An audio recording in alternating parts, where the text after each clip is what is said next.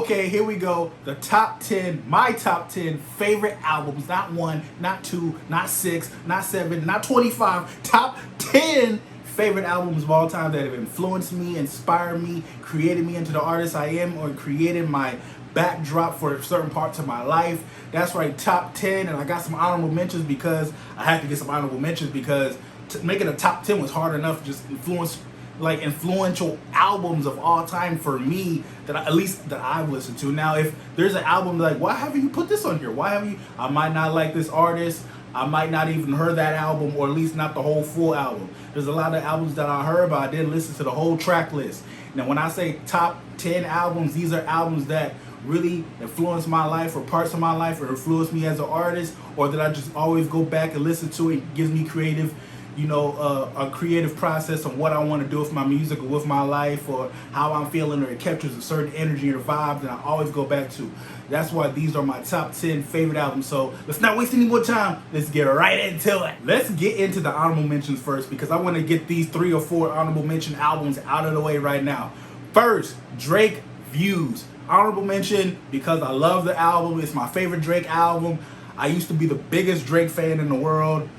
He created the whole simping in music, where it was okay to be vulnerable, talk about vulnerabilities and women and all different things. That in a time where there was a lot of gangster music, and even Kanye, who was not that type of a gangster, Drake came through and made a lane for a lot of artists to be themselves more. So I always credit Drake to influencing me in that realm. And as far as Drake albums, I always felt like Views was his best album, even more than Take Care. And Take Care is my second favorite Drake album.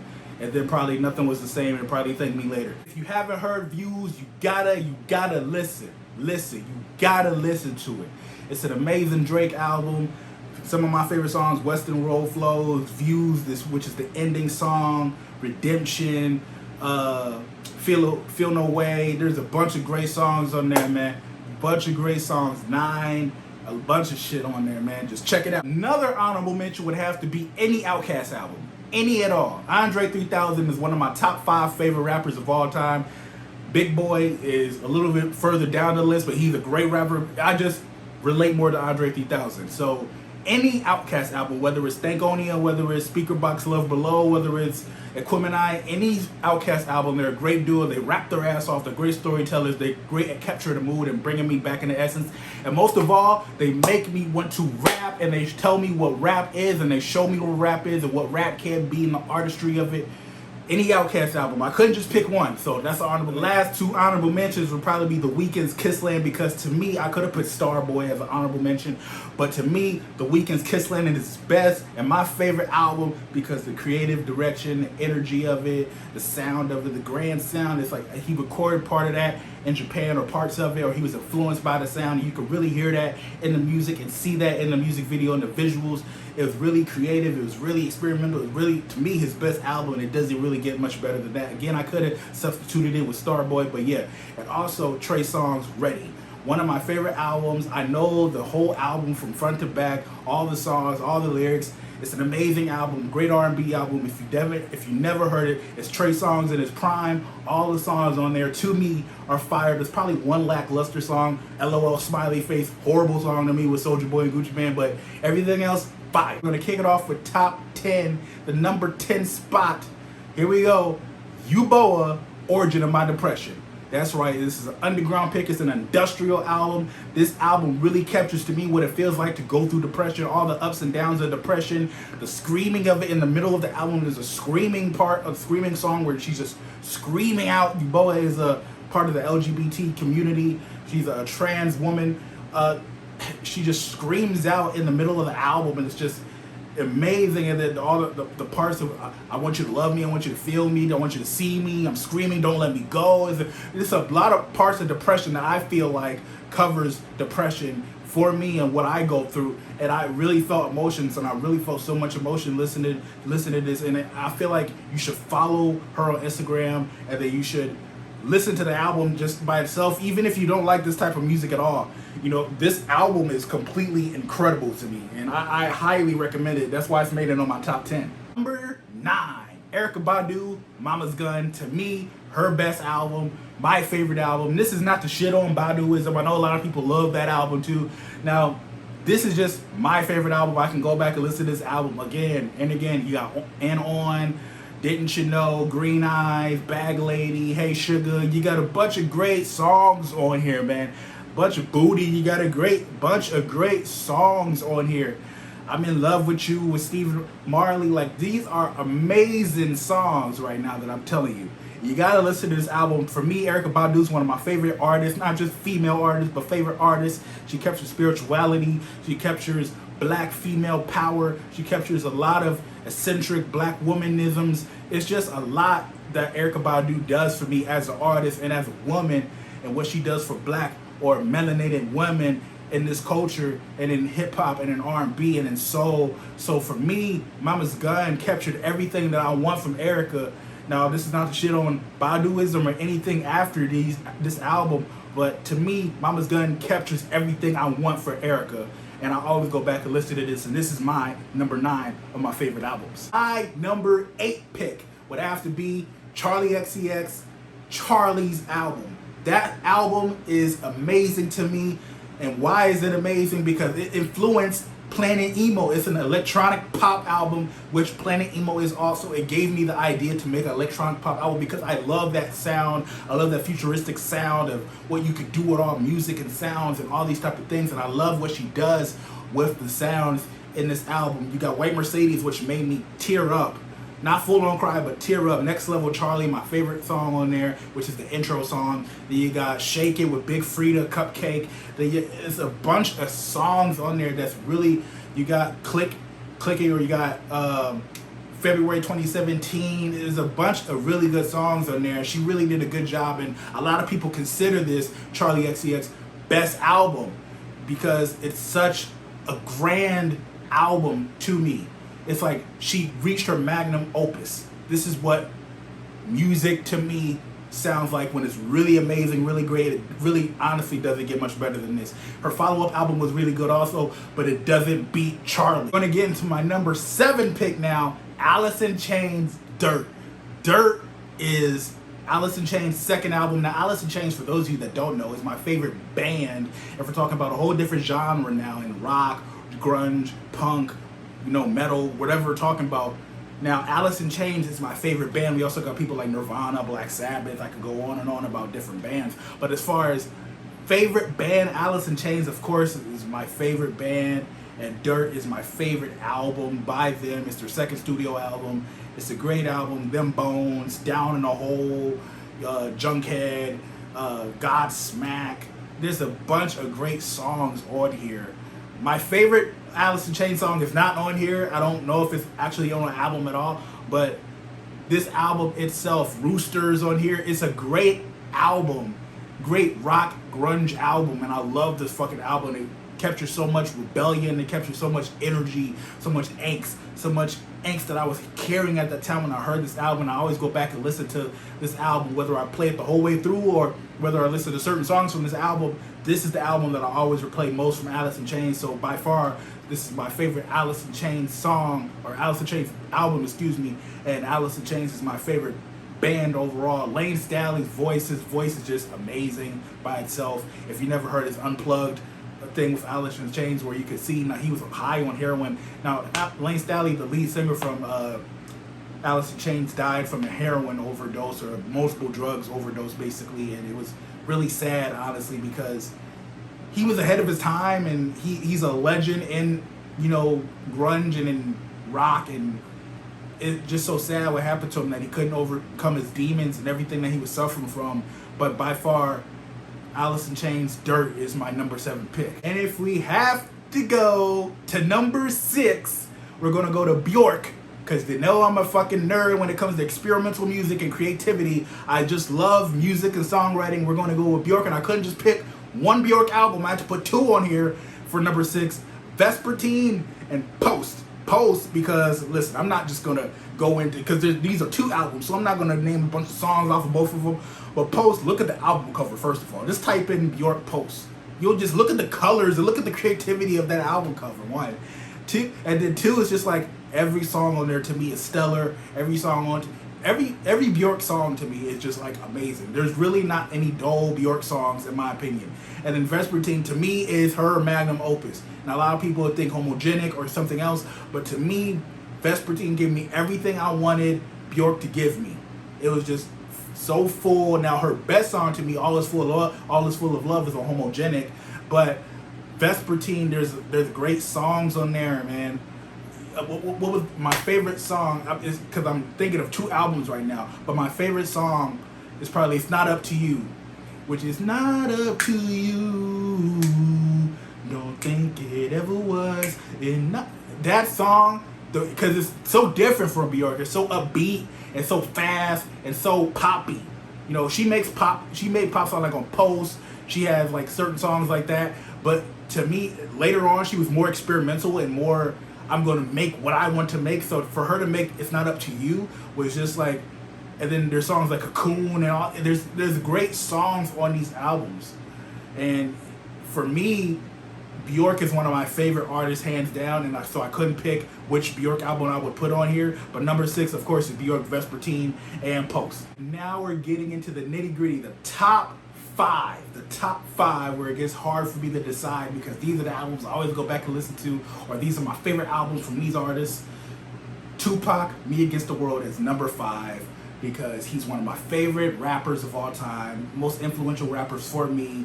Like, he shows me what rap can be, the honesty, the truth, you know, the vulnerability, the gangsterness, all the emotions of what makes you a human being. Tupac captured. I love his interviews. I love his interviews even more than his music because you really get to see a light on who Tupac was, and he kind of breaks that mold for artists where a lot of artists don't like to do interviews. A lot of artists are mysterious. Tupac lets it all out, and he shows you all the different sides of him, the gangster side, the vulnerable side, the jealous side, the thug side, you know, whatever side he got, he's going to show it to you in an interview, he's going to show it to you in a song. And Me Against the World is a perfect album. There's no song that's skippable, there's no song that's bad. All Eyes on Me is a great album, but to me there's like 3 or 4 dull songs on there. So Me Against the World to me is probably his best album, and no skippable songs. If I Die Tonight, Heavy in the Game, Dear Mama's on there, what's it called? Shed So Many Tears. Is it? Almost said No More Pain. That's on I believe that's on All Eyes on Me. But man, this album is fucking crazy. It's fucking amazing album. No skippable songs. Off the top of my head, I just name a few songs to me that I listen to all the time. Tupac, Me Against the World. If you haven't listened to it, you gotta go listen to it. It's Tupac's best album. It's a perfect album in my opinion. Number 4 on the list, we're gonna have Party Next Door, his first studio album, which is just called Party Next Door. It's a self-titled album. So this album for me was captured in the time like right before I went into Job Corps, dating Job Corps. So right before I got my high school diploma and all that, I heard people listen to it, women listen to it. Then I went to Job Corps and everybody listened to it. Then I listened to it right before I was in Job Corps. And then in that time, so I was like 19, and around that time when I was listening to this album, when this album came out, Party Next Door just came out. He was a big deal. He was signed to Drake, or he's still signed to Drake, but he just then came onto the scene, so he was really fresh, really new. His sound was really new. Every song on this album I know front to back, all the lyrics, all the songs, you know, so there's no skippable songs on here for me. Whether it's What's Good, Curious, which is a slash, it's like it's all one song, Ballin', Wild Bitches, Right Now. See, I'm almost naming the whole album. You know what I'm saying? Break from Toronto. There's a bunch of songs on here that's just so amazing. And just the lyrics, the songwriting, the music, how it sounds sonically. Party Next Door, his voice, it just captured everything for what R&B sounds like or what it should sound like. And you know, I won't say that he fell off after this, but his second album was really good too. But then his third album, I haven't listened to it yet because I heard a few songs off. I'm like, I'm not really excited to listen to it. But his first album, to me, every song is a masterpiece. To me, it's just an amazing album, and that's why it's number 4 on the list. We made it to the top 3, and this is the real hard part. But I have decided number 3 is Lauryn Hill's Unplugged MTV album. Now, a lot of people don't consider this an album. They consider her to only have one album. Now, let's not be foolish. She made albums with the Fugees, which are great albums, 2 great albums.